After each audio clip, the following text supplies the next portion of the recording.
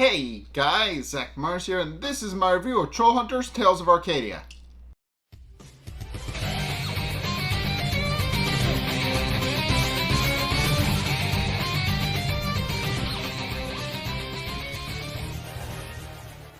Okay, so this episode, Angor Management, is, well, essentially what the episode is. It is a Home Alone episode. This is the episode where they decide to defend the house from Angor because obviously they need to protect Strickler for a number of reasons. But also because of that, this is the episode where Barbara officially finds out that her son is the Troll Hunter and that Strickler is a changeling. This is where she officially learns this. But it's admittedly is not going to matter much going into the rest of the season, but it does take a while for it to have any sort of importance. But yeah, it's not gonna matter much for reasons that'll be explained in the next episode or two. So in the next review or two, well, we'll get to that. But yeah, in case the episode opens up and it's morning and Strickler is tied to a chair and he's slept in a chair. And of course, this is this point where Jim decides to mess with him by waking him up and holding a smelly sock in his face and claiming that it's time for breakfast. But and of course, Strickler is upset about the fact that he's been tied in a chair all night, and does point out that they were supposed to protect him and not torture him, and also insists that he doesn't eat socks and that he eats food like a civilized troll. But and also points out that they were supposed to protect him and not torture him. But Jim points out that he is holding up his end of the bargain, but he did say he would keep him safe, not comfortable. At which point Jim points out that since it's morning, they should be mostly fine. But then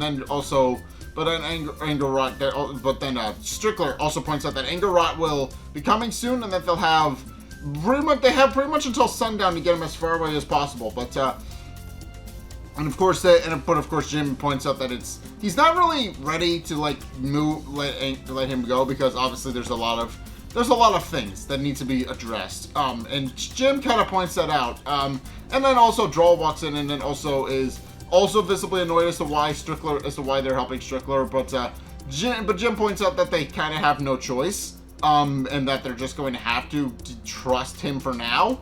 But of course, Jim also proceeds to point out that, of course, Joel points out the obvious problem that where would they even hide him or move him or even do anything with him.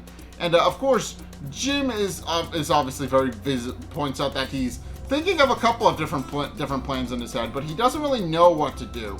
Pointing that he openly admits that he's thinking of maybe giving Strickler a disguise so that Angor doesn't come after him. He's thinking of a couple of different ways to deal with it. But of course, Jim decides to actually call Toby on his walkie-talkie and let him know it's up. But Strickler points out that that's a mistake, pointing out that that'll most likely make them a liability. And of course, Jim is about to continue again, but Strickler once again warns him that if he does call his team and calls him over there, then Angor will be on a pointing out that Angor is on a warpath because Jim destroyed his soul, and points out that it won't just be Jim, it'll be anybody who gets in his way. And of course, Jim, after thinking for a couple of minutes, decides instead to tell Toby to gather the rest of the team and bring them to Troll Market to figure out where they can find on the last triumvirate stone. And we hear Toby give a 10-4 on the other end, and he does proceed to bring everybody down to Troll Market as it said. But of course, with that, Jim then proceeds to tell Strickler that for the record, Angor destroyed his own soul, so it doesn't really count. But he then proceeds to fish through all the canned goods to see what they can make for food, but notes that there seem to be out. At which point Droll suggests that they can't Strickler up and eat him, but Jim points out the obvious problem with that, and that Strickler has a binding spell between him and his mother. So for that reason, they can't really do anything to Strickler. He is effectively immune to anything that they could do to him. So Of course, does point out the obvious problem that they can't really do anything with that. But of course they're wondering. But of course, Droll also points out the problem again, and that's if they can't just let Angor that Angor Rock could strike at any moment, and could also go after pretty much any of them. And it also points out that they'll lose the elements, that they'll use the battlefield, and that they'll lose the tactical advantage, and that they won't be able to defend Strickler if they decide to move him. But of course, then we find out that they don't have to move him, because right at that exact moment, Jim gets a call from his mother,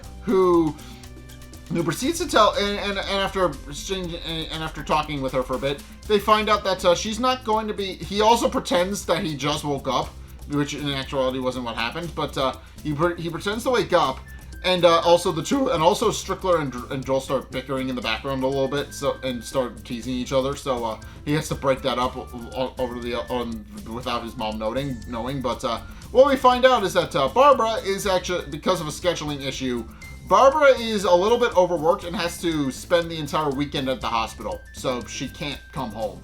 And tells Jim to hunker down the house. She tells him not to leave the house. She tells him to just stay where he is and not move. And then eventually she will be home, but just tells him for the time being to just spend the weekend in the house. And with that, after exchanging a back and forth where they say goodbye, Jim hangs up on her. And it's at this point where he and Strickler exchange a look. And it takes Droll a couple of minutes to figure out what exactly it is that they're talking about, and eventually realizes he doesn't fully understand. So he asks him what they're smiling about. And it's at this point where Jim points out that Barbara's not going to be home for 2 days, which means they can do exactly what she suggested and fortify the house.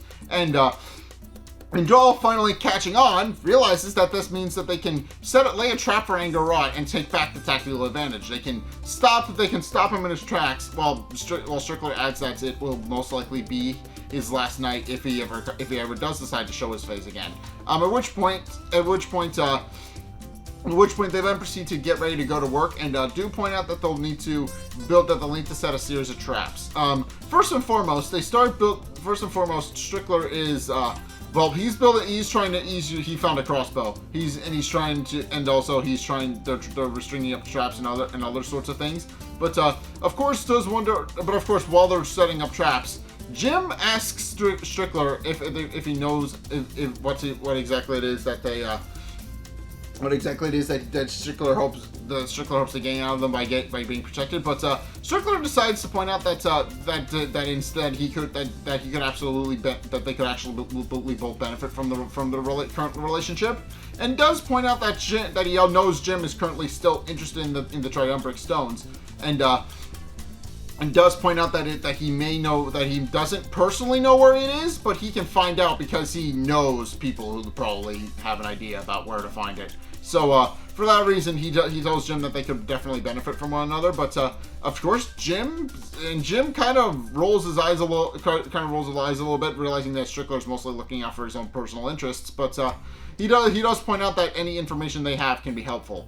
Meanwhile, they go about setting up traps in the house, which winds up becoming a whole montage thing. But while they're doing that, Blinky decides after the rest of the group has assembled in Troll Market, he proceeds to bring them to the vaults where Killhead Bridge is located, which of course confuses everybody for a minute, with Claire pointing out that they don't fully understand why they're bringing him to the Killhead Bridge and to look at it, when they could just as easily find the information they were looking for in the library. But Blinky points out that when Ursula was there, she mentioned that the off screen, of course, that there may be a depiction of the third triumvirate stone on Killhead Bridge itself. So for that reason, she just concludes that he concludes that Killhead Bridge is likely the best place to look for it.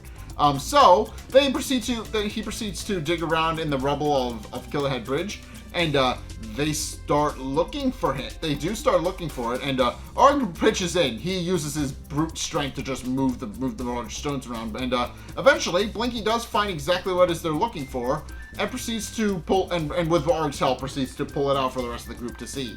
At which point he proceeds to explain what the third triumvirate stone is, which is revealed to be Gunmar's eye, and of course, this is this point where Blinky, as he's talking about all of this, he proceeds to point out why Gunmar's eye is actually the third triumvirate stone, because it represents his vulnerability. And then proceeds to go on to explain why Gunmar's eye is a stone in the first place. As we find out, initially the Gum-Gums weren't the organized army of soldiers that Gunmar whipped them in the shape to be. As we find out, they were originally just a band of, well, I guess misfit trolls, led by Orglak the Oppressor. And Orglak, we don't really get to see him, but we see a depiction of him on Killahead Bridge. We don't meet him because he's dead, but we find out that Gunmar decided to attack Orglak and take his armies for himself, and create a massive army using Orglak's members and resources. And what we find out is that Orglak lost his head, but he also, quite literally, he wound up taking, in the process, Gunmar wound up losing an eye, and that wound up being the third triumvirate stone. And it does conclude if they're going to look for it and find it, it will most likely be It would most likely be the third. That would most likely be the third triumvirate stone. So now they have narrowed down exactly what it is to look for. But of course, Blinky points out the obvious problem, and that's probably why Gunmar's forces took it. Obviously, if the third triumvirate stone represents his vulnerability, then he's obviously not going to want anybody to have it. So he obviously had somebody take it and keep it for safekeeping, so that nobody actually used it. But of course, as Blinky explains all this, the fetch suddenly starts. The fetch, which is revealed to have been set up inside the vault where it can't really be interfered with. The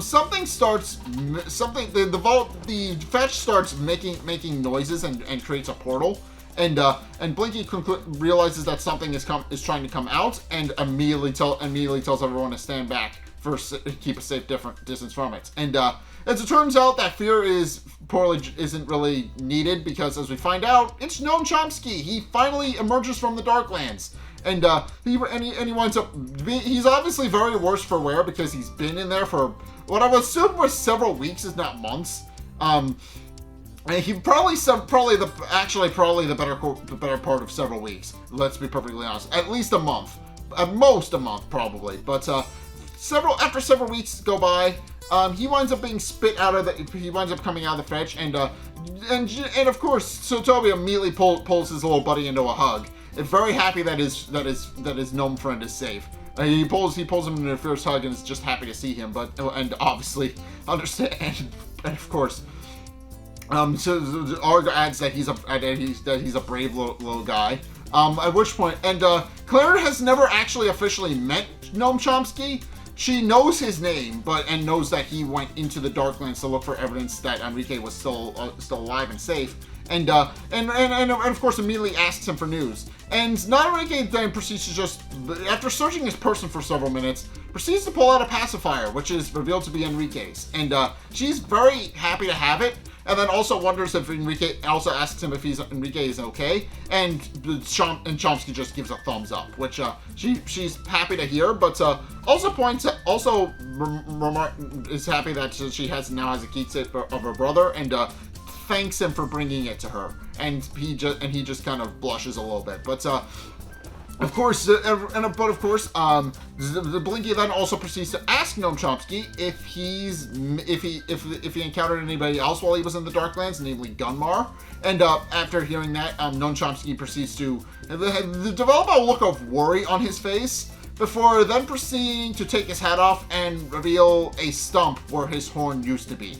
And of course, this causes everybody to gasp audibly, and of course, Blinky is surprised that Gunmar was able to do that to a gnome of any sort, but then also wonders how Gnome Chompsky was able to get on and survive. And Gnome Chompsky, since he can't speak a language that is understandable to human or troll, decides to pantomime the entire thing. And the group eventually realizes that that they have to play charades to figure out what he's doing.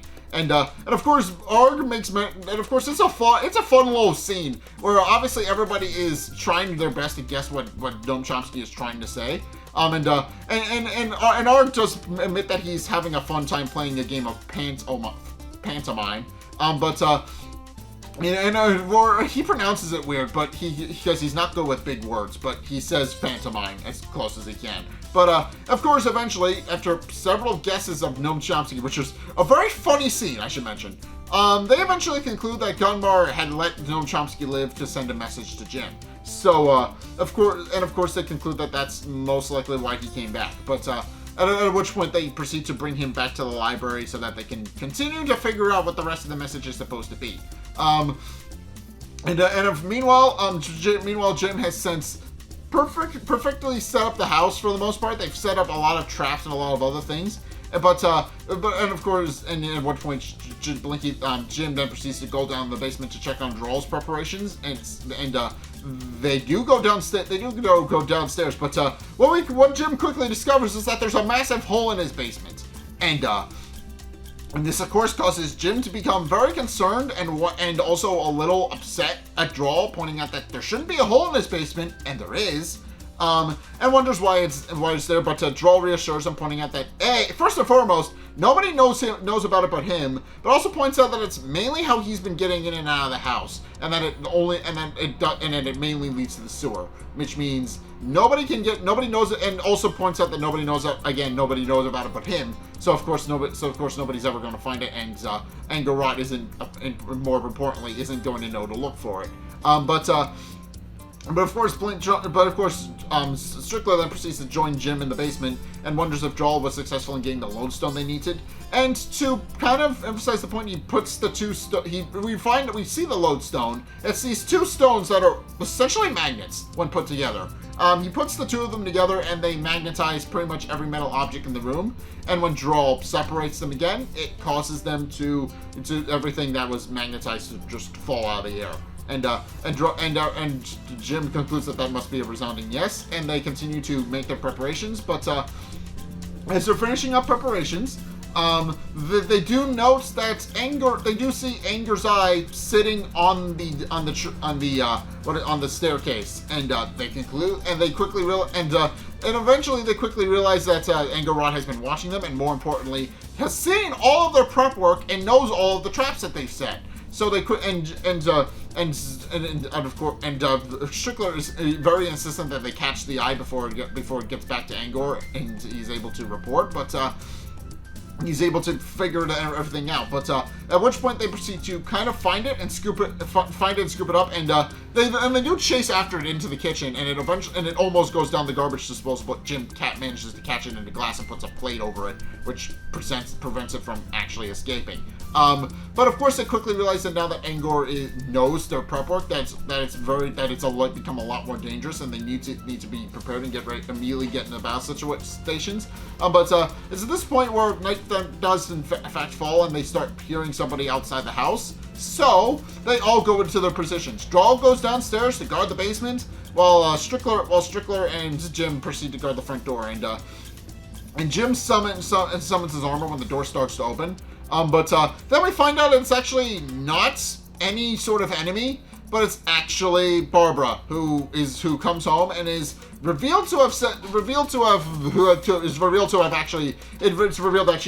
was an actual scheduling error, and it turns out there was somebody booked for her shift and she didn't realize it, so she's home. Which, of course, causes Jim to immediately realize that his mom is in mortal danger because they booby-trap the house, and she almost gets her head taken off by an axe, but Jim pushes her out of the way. And yeah, this of course causes her to become very visibly confused and wonders why there's an axe in her door. And also, more importantly, wonders why Jim is wearing armor, and is wearing armor specifically, and also why Strickler is in the house. and of course, and also why Strickler is holding a crossbow, why there's a bunch of fortifications inside the house, and a whole bunch of other confusing things that she just doesn't fully understand what are, because she literally just walked into them preparing a literal war zone, and of course, this causes them to become visibly confused as to what exactly is what's going on. And Strickler, first and foremost, tries to play it off as some sort of school project where he's just kind of helping Jim with something, but it's of course not that, and we know that. But of course, he proceeds to set up. But of course, he proceeds to shut off his crossbow in the process, which winds up damaging one of the light fixtures. At which point, Draw proceeds to run out of the basement and proceeds to charge it. It proceeds to charge at Barbara, but eventually, and Jim has to stop him. But eventually, Draw realizes that it's Barbara and not Angor Rot, and eventually, and Barbara, of course, is just visibly scared about the fact that there's just a weird monster thing living in her basement, but Draw then proceeds to apologize, and of course Jim tries to insist that she's a friend, but it's at this point where she accidentally maces Jim and Draw in a panic, and this causes Draw to set off several traps, and a bookshelf lands on top of him, knocking him out cold. And of course Jim is obviously very insistent that it's a friend and that he wasn't there to hurt her. But of course Strickler points out that now he's out cold and not really much of a friend anymore. But of course once all of this goes down, then everything comes out and comes down.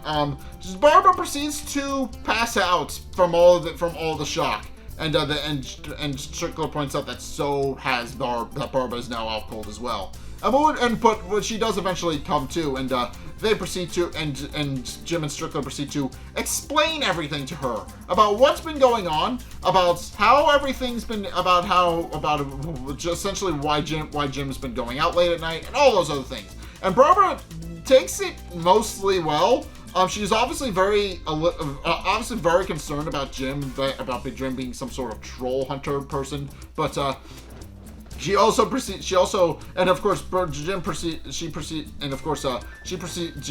proceeds to point out that there's an entire vast world beneath their feet, and that Jim has been chosen to be its protector, and also has somewhat gotten himself into a whole heap of trouble, which of course causes her to become concerned and wonders what exactly it is that Jim is doing with his life, but also points out that it does explain quite a few things. She does point out that obviously it does explain the late nights, the getting arrested, sneaking out, all the things that Jim has done in the first half of the series and has gotten better with. But of course everybody's visibly gotten. Obviously, Jim has gotten visibly. She kind of understands that Jim has been doing some dangerous things, but also wonders why it specifically has to be Jim. But Jim points out that it's just because he's been chosen. He really has no choice, and it's kind of an obligatory thing, and that they need him. But it also points out it's a permanent position, but also points out that he's there to protect everybody. But of course, she proceeds to ask him who's going to be there to protect him. And it's at this point where as they're making preparations, they see the alarm system that they set off in the basement go off. And what we find out is that Angor Rot did in fact find the hole in the basement. And that's where he decides to choose his point of entry. He finds the hole in the basement. He decides to dig his way into the hole in the hole in the basement, and proceeds to burn through the entire trap network that's down there. And Strickler quickly realizes that it's a problem, mainly because Draw was supposed to be guarding it, and he's currently out cold. So they quickly realize that they're going to need to quickly get into battle stations. But of course, Angor Rot proceeds to send out a trap that's designed to snuff all the lights that are in the house. Which of course puts out everything down below in the basement, down below in the living room, in the dining room, all those places. And of course it quickly becomes dark, and Barbara points out that she can't see and doesn't know where anybody is. But Jim just tells her to stay close, which she points out is easier said than done because again she can't see. But it's at this point where Jim summons his armor to defend his house. And Barbara notes that he's glowing and wonders why he's glowing. And he tells her that it's armor and that it's part of the job. At which point he summons his sword as well to defend the house. And And of course, it's at this point where he sees Angor emerge from the basement and is currently breaking all of the lights to keep the house in permanent darkness, so that he always has the tactical advantage. But and of course, when Jim realizes Angor's in the house and he eventually figures out where Angor is and defends himself, but insists that Strickler gets Barbara out of the house. And, of course, Strickler obliges, although she's very reluctant to do so. She does not want to leave her son behind, and openly tries to come to his aid, even though Strickler continues to insist that they go, and he eventually brings her down to the basement. And of course, Jim continues to face off against Angor, but proceeds to defend himself and proceeds to successfully defend himself. But Angor eventually remembers that he marked Jim and eventually takes his sword away from him. So Jim is forced to use his other unlocked weapons to defend himself, namely his glaives, which of course he uses as a makeshift sword for most of the time. But of course Jim is obviously struggling because he's now at a disadvantage. At which point, Strickler then proceeds to bring Barbara into the basement, but insists that why they can't. But Barbara insists that she goes back upstairs to help Jim, but Strickler insists that they can't. He points out that their lives are magically linked, which of course she initially misinterprets as him talking about their relationship, which of course is not what he's talking about, but. He's very insistent that she leave, but she doesn't want to, and proceeds to slap him when she tries to get in the way of her protecting her son, and then quickly realizes that that what Strickler says is true, and that they are magically bound. And she winds up feeling the sting on her cheek. But of course she wonders what's going on, but Strickler insists that they don't really have time, that she needs to go. Even so much as lighting his eyes up to make sure the message gets across, which she's confused about and wonders what exactly Walter actually is, because she's realizing she doesn't really know him all that well now. But of course, she points out that he's someone that can protect her son, but only if he knows she's safe. And she tells him tells him to go, and he proceeds to go upstairs and changes into his changeling form. At which point he proceeds to come to the aid of Jim, who is currently pinned to a wall, and is about to be dealt the killing blow by Angor and his magic. But of course, he proceeds to defend Jim, and the two proceed to fight against Angor and defend them and successfully. And Angor struggles with the 2-on-1 initially because he isn't really prepared for it. But he eventually pins Strickler to a wall and is about to attack him. But Jim reminds him that Strickler isn't his target and insists that he was the one who destroyed Angor's soul and that he should come after him because he knows that he hunts Trollhunters. And of course, after throwing Strickler aside, he does proceed to do exactly that and chases Jim into the house. And initially thinks he's in the bathroom, but it's revealed that they actually set another trap for him in there, and it's a fire trap, which burns him but doesn't hurt him. And he proceeds to continue to go through the rest of the house, and eventually he eventually arrives in Jim's bedroom, which was one of the prep locations. We'll get to that, but it was one of the prep locations for one of the traps. And of course, Angor insists that Jim isn't going to be able to escape him, and though he will eventually find him. But and of course, he eventually does see Jim trying to escape out of the window, and Angor goes in to attack him. But then he winds up getting caught in a stasis trap, which was one of the traps they prepped. And Jim decides to gloat and telling Angor that it was obviously that he gave him the idea and points out that it's kind of ironic that he got caught in his own trap. But then also tells Strickler to turn on the lights, and Strickler does come upstairs now in his human form, and he turns on the lights and is revealed to have set up several UV light bulbs around the trap, and that they explain that the UV light bulbs, well, they're effectively the thing it's specifically why trolls can't be in sunlight. It's specifically the UV radiation that's in sunlight that causes them to turn to stone, because the UV lights, again, cause Angor to slowly turn to stone and start burning, as if he were in sunlight. And And the two stop and watch as their shared nemesis proceeds to die, essentially. But Barbara eventually decides not to actually stay in the basement and has actually grabbed a shovel from the garage. And she proceeds to go upstairs as Droll is finally coming to. And proceeds to attack Angor and tells him to stay away from her son. But Jim insists that she get out of there because obviously she just ruined the trap that they set for Angor to make sure that he didn't, to make sure that he would expire in the sun as he was supposed to. And now that Angor is free from the trap, he's able to successfully break the UV lights and escape. At which point he's prepared to get ready. He's about to attack Barbara, but Droll, having now recovered, proceeds to ram Angor into a wall as Strickler also prepares to fight against him, and the two do proceed to get to battle. But Strickler, in the process, Strickler winds up being badly injured by Angor's knife, which causes Barbara to become badly injured as well. And the two of them. And of course Strickler points out that wasn't according to plan. But of course Droll proceeds to pin Angor actuinst the wall and to insist that the two of them get out of there. And of course Jim proceeds to lead them to bring them both to Barbara's car.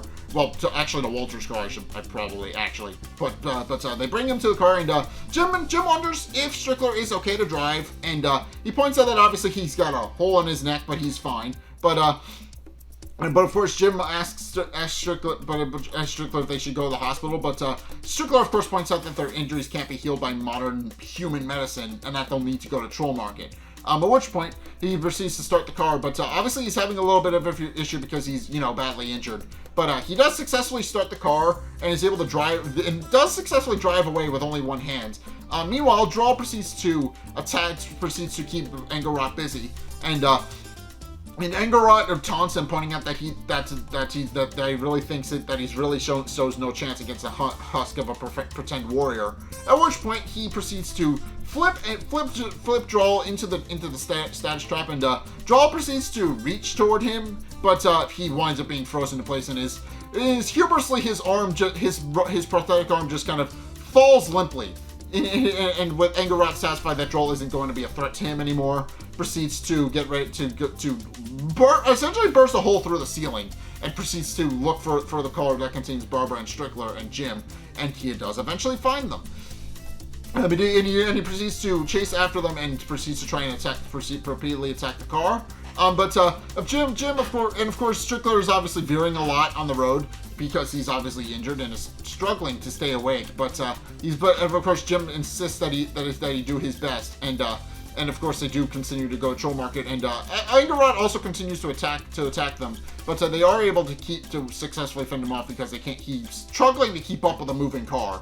But of course, Barbara points out that he's wondering how he got so good at fighting, but is obviously fading in on consciousness a little bit because obviously she's badly injured because Strickler's badly injured.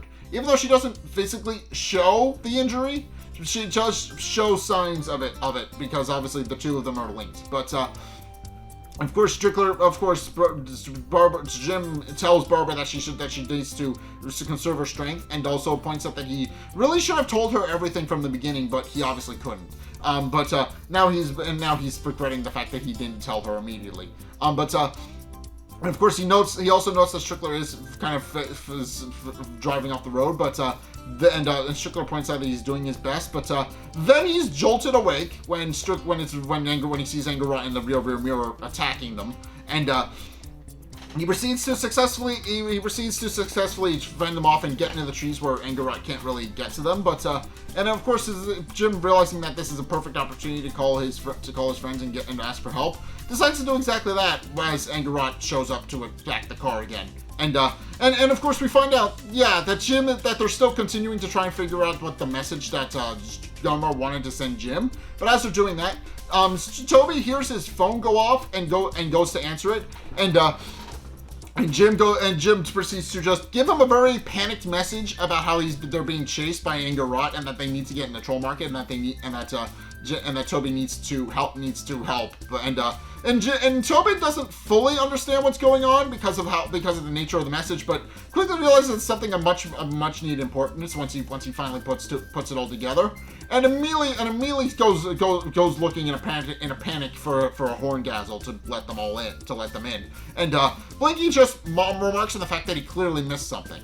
At which point they proceed to drive into the canal where Troll Market is supposed to be, and they do use it, and of course, but Angor proceeds to grab onto the car and smashes the rear view mirror out, and Jim reasons that they're not going to be able to get into Troll Market if they can't shake Angor. So Jim proceeds to insist that they have to shake him off, and Jim proceeds to climb out of the car to try and get rid of him, and does successfully use a combination of his glaives and his warrior shields to fend off Angor, and Angor eventually lets go of the car, but still continues to hurl fireballs at them. At which point, Jim instructs Strickler to drive directly at the wall underneath the bridge where Troll Market is supposed to be, and of course Strickler proceeds to drive directly at it. But of course he also wonders how Jim is going to know if the door to Troll Market is supposed to be open. And Jim admits he doesn't, but he also has enough faith in Toby that they'll be able to get in anyway. And of course, Toby does immediately go to the entrance of Troll Market. He's struggling because he's short, but he does try to build a large door for them to go through. And he does eventually succeed. And at which point he first and foremost acknowledges that he almost got hit by a car. But of course he's happy that they got inside while Angor cannot. And Angor is just kind of stuck outside. But more to the point, the car then proceeds to barrel down the crystal staircase into Troll Market, into the town square, and everybody just looks at the car. They see Jim inside of it. They see several humans inside of it, and are all visibly confused as to what the hell's going on. And at which point Jim proceeds to emerge from the car with Barbara in his arms, telling everybody that they need help and that they need to find somebody to help them. So yeah, this is where the episode ends, and of course, Strickler is so obviously the obvious thing that's going to go into the next episode is that Strickler and Barbara are badly injured, and Strickler obviously needs to patch up. They're going to need to find a way to break the binding enchantment so that Barbara doesn't die as well. So, and because obviously Barbara isn't going to be able to be healed simply by, having the respective wound being healed on Strickler. Strickler is going to need to be patched up, but they're not going to be able to heal Barbara in the traditional way. So they're going to need to find a way to break the binding spell that's on her. Also more to the point, this is the episode where Barbara finds out that Jim is the Troll Hunter, and that her boyfriend Walter is a changeling.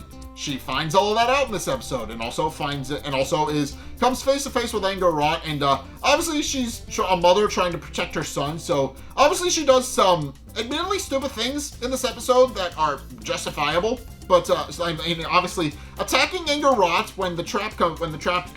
when he's in the trap and about to die. Obviously he would have been finished off pretty much in this episode.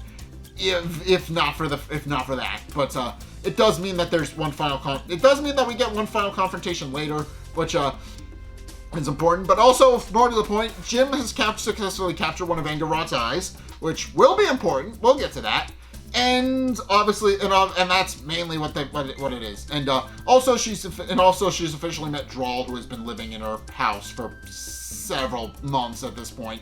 And of course she now has officially met him and know that he's a friend. There's a lot of things that this episode brings up, but as I mentioned in the review, it's not going to really matter in the long term for right now. It's not going to matter in the short term. It's going to matter a lot more in the long term that she knows all of this, but yeah, we'll get to that.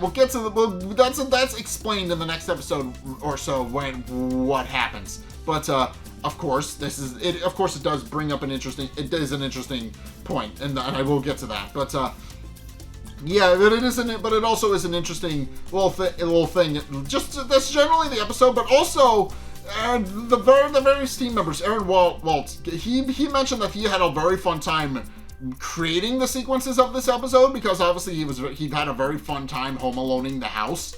And he openly admits that he had a very fun time home aloneing the house and design and making it and creating its design and all those other things. He had a lot of fun making it. He enjoyed it very much. But yeah, this episode, yeah, that's essentially what the episode is. It's just they home alone the house to defend against Angor. It doesn't go well. And now, but Barbara in the process learns about trolls, and she learns. It was implied that she did start learning because obviously Blinky turned back into a troll right in front of her. But you know, she didn't. She kind of just wrote it off as some sort of hallucination because she obviously got time transported back to her seat and thought she imagined the whole thing.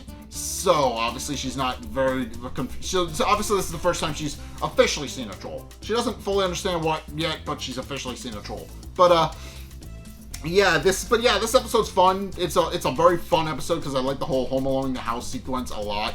It's a lot of fun. And obviously the whole scene with Gnome Chompsky trying to deliver a message through charades is funny as hell. But of course it's just a fun episode. I enjoyed it a bit, and it's a great episode to set up this big clip. It ends on this really massive cliffhanger, of course. But it's a great episode. But in any case, that is going to do it for my review of Trollhunters. What did you guys think? Let's get a discussion going in the comment section down below, or over on my Discord server, link in the description. Anyway, thank you guys so much for watching. If you enjoyed, be sure to like, comment, and subscribe. Also, be sure to follow me on Twitter in the description below. Be sure to check out my Patreon in the description below as well. It's only $2 a month. It does really help me out. And you guys get access to a bunch of cool perks and my way of saying thanks. So be sure to check those out. Links down in the description. In any case, thank you guys so much for watching. If you enjoyed, just be sure to follow me. Links to all my things. Go subscribe if you haven't. Go check out my Discord if you haven't. Just go hang out over there. Go check out my Patreon if you haven't. It helps support me. I would appreciate that. Go check out my Twitter to a lesser extent because Elon breaks Twitter a lot, and I'm not entirely sure how well that's going to keep going because I don't even know that platform is being held together by duct tape, by the way. It's just because Elon does not know how to make a good soft. He's an idiot when it comes.